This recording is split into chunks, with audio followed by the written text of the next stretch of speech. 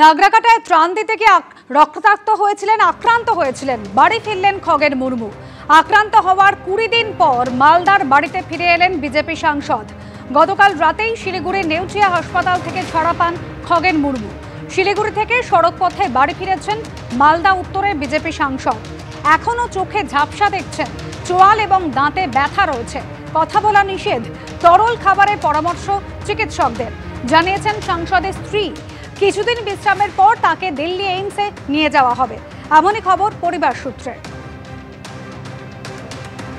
আরো 1.5 মাস তাকে বিশ্রামের পরামর্শ দিয়েছেন চিকিৎসকরা, জানিয়েছেন সাংসদের স্ত্রী।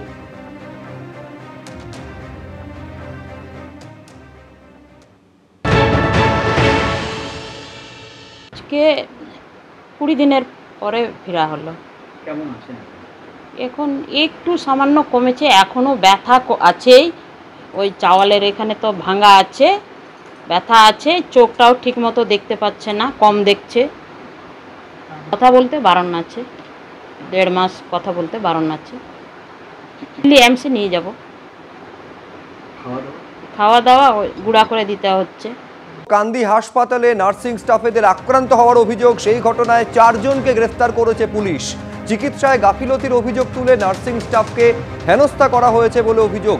এই যে 4 জনকে পুলিশ গ্রেফতার করেছে, প্রত্যেকেই খড়গ্রামের বাসিন্দা। নার্স নিগ্রহের ঘটনার পর হাসপাতালে জরুরি বৈঠক।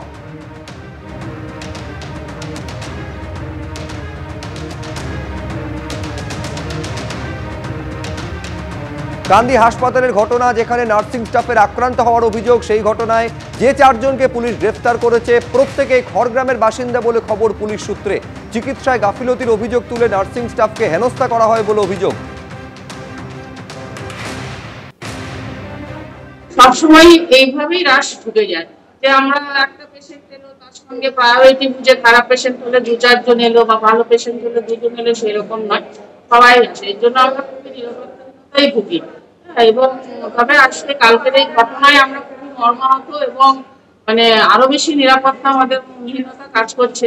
আজকের দিনে যারা এসেছেন অ্যাসোসিয়েশন থেকে, তারা আমাদের যে সাপোর্টটুকু দিচ্ছে, তাতে আমরা আশা করছি যে ওনারা যদি এই ব্যবস্থাটা করতে পারেন, তাহলে আমাদের পক্ষে অনেকটা আমরা নিরাপত্তা বেরিয়ে আসতে পারবো। নার্সিং স্টাফ ইনচার্জ, তার বক্তব্য আপনারা শুনলেন। নার্সিং স্টাফেদের আক্রান্ত হওয়ার ঘটনায় 4 জনকে পুলিশ গ্রেফতার করেছে। এবার এই হাসপাতালের এক চিকিৎসক কি বলছেন দেখুন। সরকারি পরিকাঠামোয় আমরা ডাক্তার, সিস্টার, গ্রুপ ডি থেকে শুরু করে প্রত্যেকটা কর্মী একটা সরকারি পরিষেবাকে সুন্দরভাবে দেওয়ার চেষ্টা করি। এবার এই জাতীয় ঘটনা ঘটলে আমাদের নিজস্ব কনফিডেন্স যেমন হ্রাস পায়, আমরা প্রকৃত পরিষেবা দিতেও সবসময় হয়তো পারি না।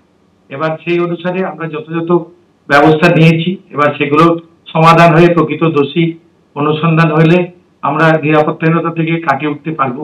হ্যাঁ, তবে মানুষের উপর বিশ্বাস হারানো পাপ, এটাও যেমন ঠিক, তেমনি আবার আমাদের সমস্ত সমস্যার সমাধান না হলে আমাদের পরিষেবা দিতে অসুবিধাটা থেকেই যাবে। বারবার যখন হাসপাতালে এই ধরনের ঘটনা ঘটছে বলে অভিযোগ সামনে আসছে, নার্সিং অ্যাসোসিয়েশনের তরফে কি বলা হচ্ছে রাখবো আপনাদের সামনে।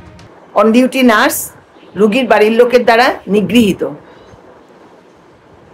দুর্গাপুর, উলুবেড়িয়া, SSKM, বীরভূম মোহাম্মদ বাজার, এবার কান্দি হসপিটাল। এরপরে কোথায় যদি আমাদের বলে দেওয়া হয়, এখন তো মনে হচ্ছে যে পারপাসলি এই কাজগুলো করার জন্য কিছু দুষ্কৃতীকে ছেড়ে দেওয়া হয়েছে, তোমরা এগুলো করো।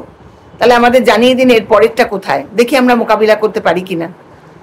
কারণ প্রতিটা ঘটনার নিন্দা জানানো, তদন্ত করে অভিযুক্তকে শাস্তি দেওয়া, এই একই দাবি তো আমরা করে আসছি, কিন্তু কিছুই তো ফলাফল পাচ্ছি না।